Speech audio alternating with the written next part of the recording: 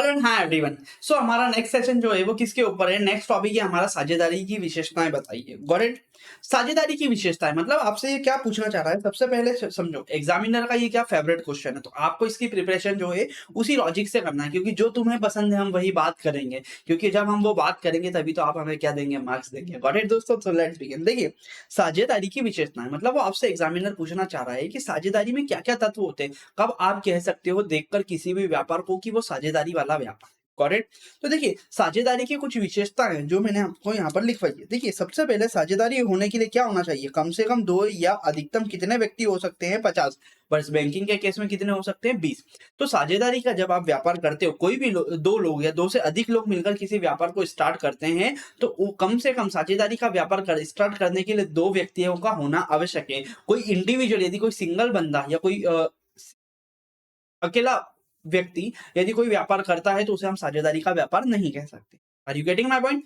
Then उसके बाद में आगे क्या लिखा? कम से कम 2 व्यक्ति होना चाहिए, अधिकतम कितने हो सकते हैं? 50 हो सकते हैं। बट बैंकिंग के केस में हमारे साझेदारी में जो व्यक्ति है या साझेदार हो सकते हैं वो कितने हो सकते हैं? सिर्फ 20 हो सकते हैं। व्यक्तियों में अनुबंध करने की आवश्यकता है। यदि आप साझेदारी में व्यापार करना चाहते हो तो साझेदारों या जो व्यक्ति साझेदारी में आ रहे हैं उन लोगों में अनुबंध करने की क्षमता होनी चाहिए। इसका मतलब क्या होता है? इसका मतलब होता है कि भारतीय संविधान के द्वारा उन लोगों को अयोग्य घोषित नहीं किया जाना चाहिए। मतलब सर नहीं समझ में आया। देखिए, भारतीय संविधान में यदि किसी पर्सन ने किसी के साथ धोखा किया तो संविधान उसे क्या बोल सकता है? ये व्यक्ति कानून के अनुसार क्या है? अयोग्य है किसी भी तरीके का क्या अनुबंध करने के लिए। तो यदि आप पार्टनरशिप में कोई भी इंसान साझेदारी में व्यापार करना चाहता है तो वो क्या होना चाहिए? अनुबंध कर साझेदारी क्या है? साझेदारी एक तरीके का एग्रीमेंट है या अनुबंध है। तो वो लोग क्या होना चाहिए? अनुबंध करने के लिए दोस्तों सक्षम होना चाहिए जो कि साझेदार बनना चाहता है।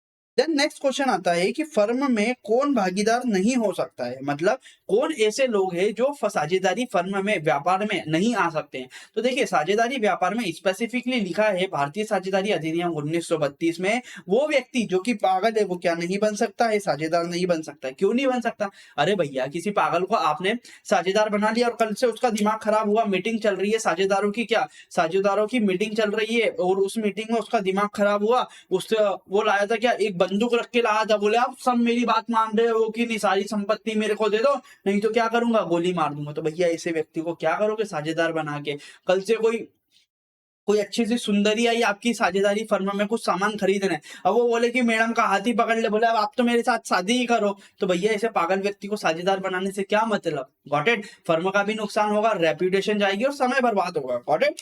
देन उसके बाद में आगे क्या बोला गया? किसी भी कानून द्वारा अयोग्य घोषित नहीं। जैसे मैंने आपको बोला था ना कि हमारे यहाँ पे वेरियस लॉ, यदि जैसे विजय माल्या या अदर पर्सन है जिन लोगों ने लोगों के साथ क्या किया है? चीट किया है, तो कानून उन लोगों को क्या कर देता है? अयोग्य घोषित कर देता है। मतलब आप किसी भी तरीके का किसी के साथ कॉन्ट्रैक्ट या अनुबंध नहीं कर सकते हो। यदि आप करोगे तो वो अनुबंध क्या हो जाएगा? वॉइड एब इनिशियो, मतलब असंवैधानिक हो जाएगा, उसकी कोई मान्यता नहीं रहेगी। Got it? तो साझेदारी होने के लिए क्या होना चाहिए? साझेदारी होने के लिए कम से कम 2 व्यक्ति होना चाहिए, मैक्सिमम 50 हो सकते हैं, बट बैंकिंग के केस में कितने हो सकते हैं? 20 हो सकते हैं। साझेदारों के बीच साझेदारों की इंडिविजुअल कैपेसिटी में क्या होना चाहिए? साझेदारों की अनुबंध करने की क्षमता होनी चाहिए। यदि किसी साझेदार में अनुबंध करने की क्षमता नहीं है तो वो क्या नहीं बन सकता? साझेदार नहीं बन सकता। तो साझेदार कौन नहीं बन सकता? वो व्यक्ति जो कि पागल है, वो कभी भी फर्म में साझेदार दोस्तों नहीं बन सकता है, और वो व्यक्ति जिसको कि कानून ने अयोग्य घोषित किया वो भी साझेदार नहीं बन सकता। आई होप सो ये आपको समझ में आया होगा।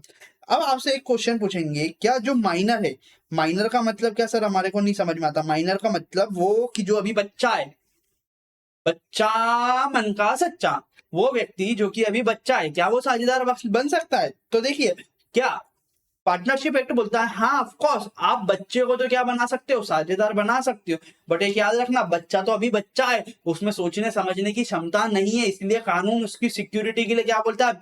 बच्चा सिर्फ साझेदारी फर्म में लाभ के लिए साझेदार बन सकता है, हानि के लिए वो साझेदार नहीं होगा। तो क्या लिखा है? एक अवयस्क फर्म में लाभ में क्या हो सकता है? साझेदार बन सकता है, बट हानि में साझेदार नहीं बनेगा। आई होप सो आपको समझ में आया। करेक्ट? ये जो क्वेश्चन है ना दोस्तों, ये जो नोट्स है, ये नोट्स में आपको उस लेवल पर प्रिपेयर किए गए हैं कि एग्जामिनर किसी भी लेवल पर जाकर पूछे, मैं डैम श्योर आपको गारंटी देता हूं आप हर क्वेश्चन को क्या करोगे दोस्तों, सॉल्व कर लोगे। Got it? Even if I challenge you, यदि आप सीए में या सीएस या सीए इंटर या एग्जीक्यूटिव या फाइनल लेवल पर भी यदि ये चैप्टर होते हैं आपके सिलेबस में, तो आप हर क्वेश्चन को क्या कर लोगे, सॉल्व कर लोगे। उस मेथड से ये नोट्स को प्रिपेयर किया गया है, damn sure. Got it? So देखिए, उसी के साथ साथ सबसे पहले हमने क्या पढ़ा, साझेदारी की विशेषता है, कम से कम 2 व्यक्ति होना चाहिए, अधिकतम 50 हो सकते हैं, बाकी सारी चीजें हमने पढ़ी। देन साझेदारों के बीच में क्या होना चाहिए दोस्तों, साझेदारों के बीच में होना चाहिए समझौता। क्या होना चाहिए, साझेदारों के बीच में समझौता, जिसे बोला गया है एग्रीमेंट। यदि 2 या 2 से अधिक लोग साझेदारी में व्यापार करना चाहते हैं, तो उन 2 व्यक्तियों के बीच में क्या होना चाहिए, 2 व्यक्ति या अधिक व्यक्ति भी आते हैं तो उनके बीच में एक समझौता होना चाहिए। समझौता मतलब एग्रीमेंट। क्या ये लिखित में होना चाहिए? नहीं। साझेदारी एक्ट बोलता है यदि ये एग्रीमेंट या अनुबंध, यहाँ हम बोलते हैं समझौता, ये सब एक ही शब्द होते हैं, इसमें आप क्या चक्कर मत खाना, नहीं तो घूम जाओगे। अनुबंध हो गया, समझौता हो गया, देन उसके बाद में हम क्या बोलते हैं, अनुबंध बोल लो, समझौता बोल लो या एग्रीमेंट बोल लो, ये क्या है, सब एक ही शब्द है। नहीं तो आप बोलोगे सर आपने तो अनुबंध बताया था, यहाँ तो समझौता लिखा है, ये क्या है, सिर्फ एक दूसरे के पर्यायवाची शब्द है। करेक्ट? तो साझेदारी में साझेदारों के बीच क्या होना चाहिए, समझौता होना चाहिए। बट कानून बोलता है ये समझौता लिखित भी कर सकते हो और ये समझौता आप लोग क्या कर सकते हो, मौखिक भी कर सकते हो। इसलिए कानून बोलता है कि साझेदारों के बीच समझौता होना चाहिए, बट कानून ये नहीं बोलता है कि समझौता लिखित हो या मौखिक हो। इसलिए ये आपकी इच्छा पर निर्भर करता है साझेदारों के ऊपर कि आप समझौता लिखित करते हो या आप समझौते को मौखिक ही रखते हो।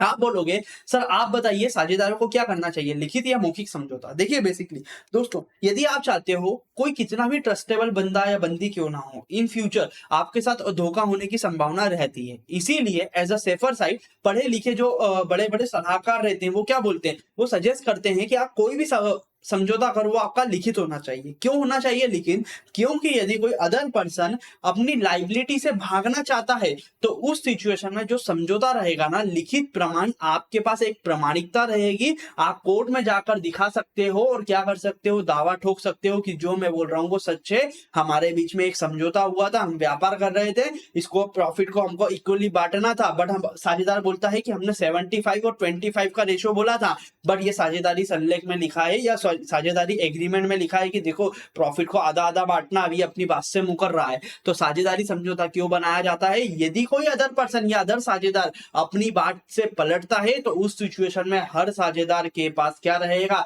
एक लिखित प्रमाण रहेगा। यदि वो अपनी बात से मुकरता है तो आप कोर्ट में जाकर उसके खिलाफ क्या है दोस्तों, केस ठोक सकते हैं। आई होप सो आपको समझ में आया होगा, लॉजिक के साथ में पढ़ा रहा हूं। बिलीव में दोस्तों थोड़ा सा समय लगेगा, थोड़ा सा ज्यादा मैं आपको समय लूंगा, बट बिलीव मी ये आपके दिमाग में जाएगा। यदि एग्जामिनेशन में नहीं भी आता ना, समझ के जो मैं समझा रहा हूं वो चीज भी लिख के आ जाओगे, एग्जामिनर खुश हो जाएगा। Got it? क्योंकि एग्जामिनर जो है ना वो आपका टेस्ट ले रहा है कि आपको नॉलेज कितना है, वो ये नहीं देख रहा आप रट्टू तोते कितने हो। Got it?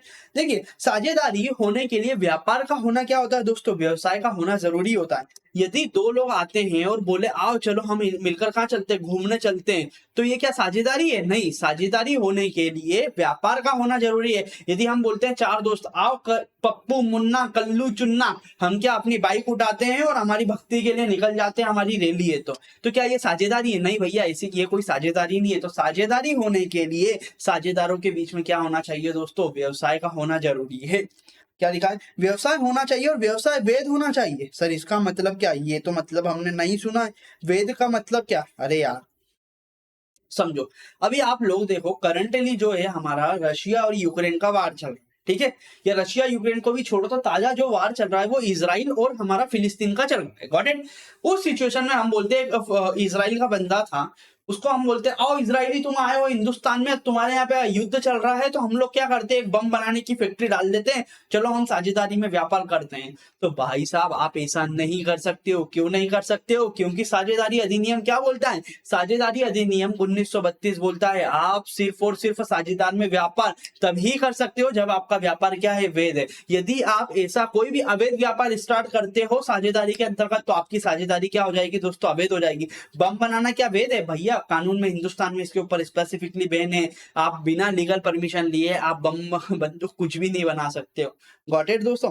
तो उस सिचुएशन में क्या है, साझेदारी होने के लिए साझेदारों के बीच व्यवसाय का होना जरूरी है, और व्यवसाय कैसा होना, वैध व्यवसाय का होना जरूरी है। Got it. लाभ साझा करना, यदि 2 या 2 से अधिक लोग साझेदारी में व्यवसाय कर रहे हैं, बट साझेदारी में व्यवसाय करते समय उन लोगों के बीच ये एग्रीमेंट होना कि वो लाभ और हानि को बांटेंगे, वो किस रेशो में बांटेंगे वो उनकी इच्छा पर निर्भर करता है, बट लाभ और हानि को आपस में बांटना क्या है, जरूरी है।